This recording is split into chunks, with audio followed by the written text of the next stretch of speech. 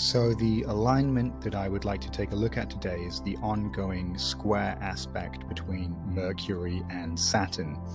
So these planets first moved into 10 degrees of a square in mid-April, and the alignment has been sustained for several weeks as a consequence of Mercury entering its retrograde period.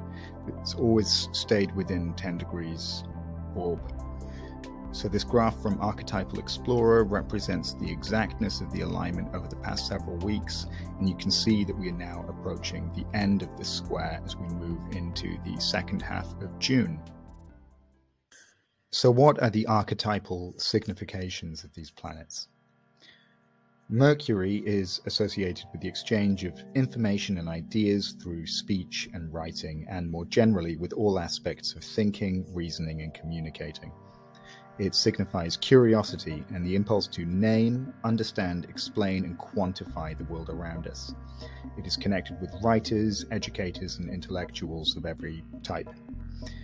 When Mercury forms an aspect to another planet, it tends to rationalize and articulate that planet's corresponding archetype within the culture at large. Saturn is the principle of negation and constraint. It correlates with the experience of finitude and materiality, separation and death. Its nature is cold, slow, heavy and dense. Saturn gifts us with the discipline and strength of character that can only be forged through hardship and resistance. It signifies the weight of the past and of established tradition. When Saturn forms an aspect to another planet, it tends to resist or impede the expression of that planetary archetype, as well as drawing forth its more mature and serious qualities. So now that we have some idea of what these archetypes mean, we can turn our attention to the kind of potentials that are activated when these planets move into alignment with each other. Ren Butler identifies the positive potentials of this planetary combination as including gifts of mental focus and discipline, careful thought and speech, brevity and understatement, common sense and realism.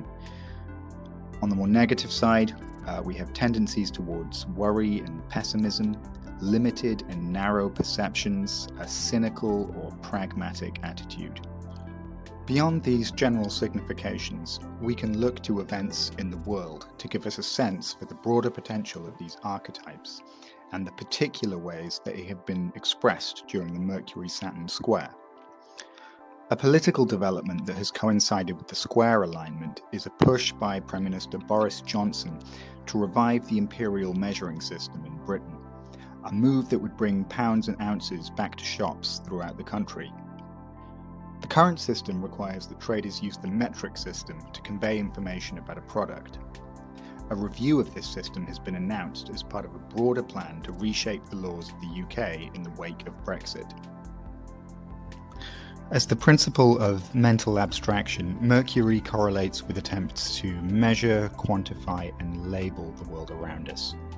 The attempt to return to the antiquated system of imperial measurements reflects a desire to integrate the mercurial impulse to label and quantify within a conservative Saturnian framework, to constrain Mercury within Saturnian limits, within the strict parameters of established tradition.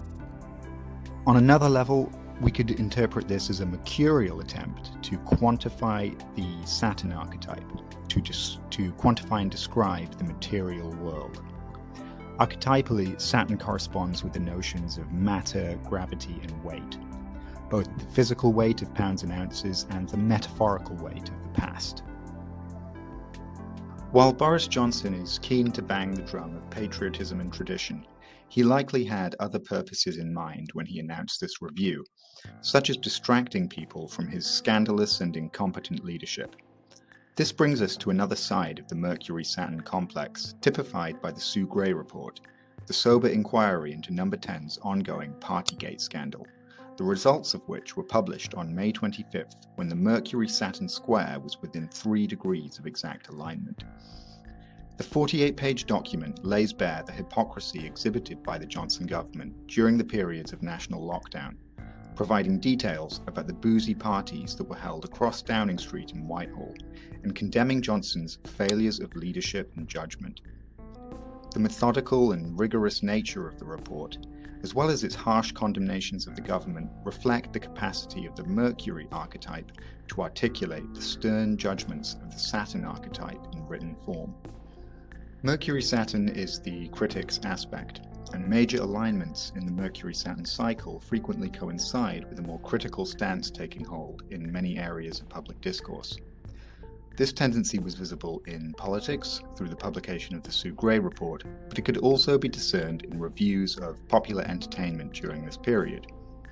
This proclivity towards fault-finding was very noticeable in the critical response to Jurassic World Dominion, the latest installment in the long-running Jurassic Park franchise, which was roundly derided by critics.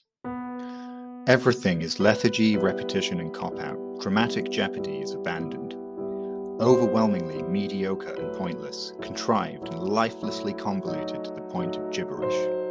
It's been like watching a cook completely butcher a recipe before manically pouring in spice after spice to try and fix it.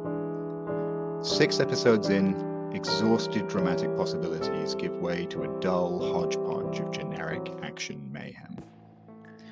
These withering reviews really demonstrate the Mercury-Saturn inclination towards pithy and caustic statements, as well as the potential for sharp criticism.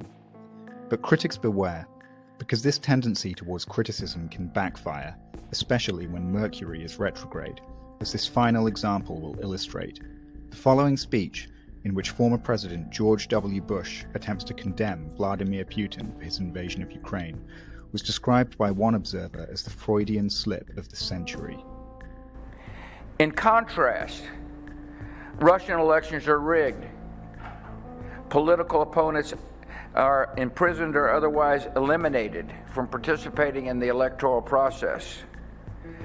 The result is an absence of checks and balances in Russia and the decision of one man to launch a wholly unjustified and brutal invasion of of Ukraine. Iraq, anyway.